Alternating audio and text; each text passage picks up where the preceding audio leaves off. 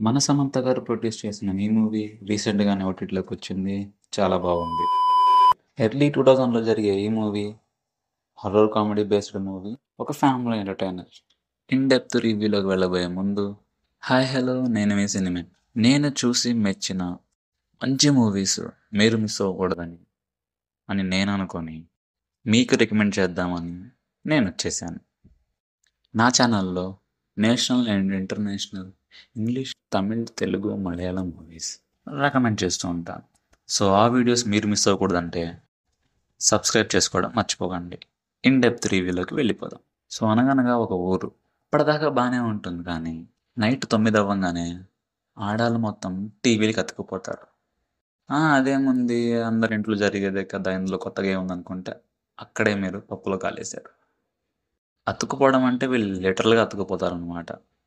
ఎంతలా అంటే పెళ్లి చేసుకున్న మొగుళ్ళు, ఇంట్లో కొడుకులు పిలిచినా పలకరు.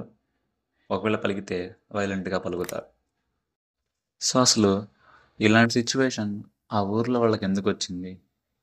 వచ్చిన తర్వాత వాళ్ళేం చేశారు? ఎలా బయటపడ్డారు? అనేదే మూవీ ప్లాట్. ఫుల్ ఆన్ కామెడీతో అండ్ కొంచెం హర్రర్ టచ్‌తో మూవీ చాలా బావుంటుంది. సో ఎర్లీ 2000స్‌లో స్టార్ట్ అవ్వడం వల్ల స్టోరీ అనేది మనం కూడా కొంచెం లైట్ కనెక్ట్ అవుతాం అనమాట.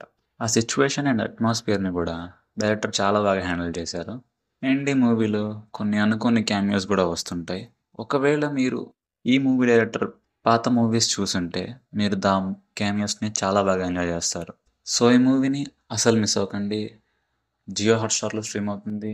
ఇలాంటి రికమెండేషన్స్ మీకు రావాలంటే, మీరు చూడాలనుకుంటే సినిమా టాక్స్‌ని సబ్స్క్రైబ్ చేసుకోండి. By by.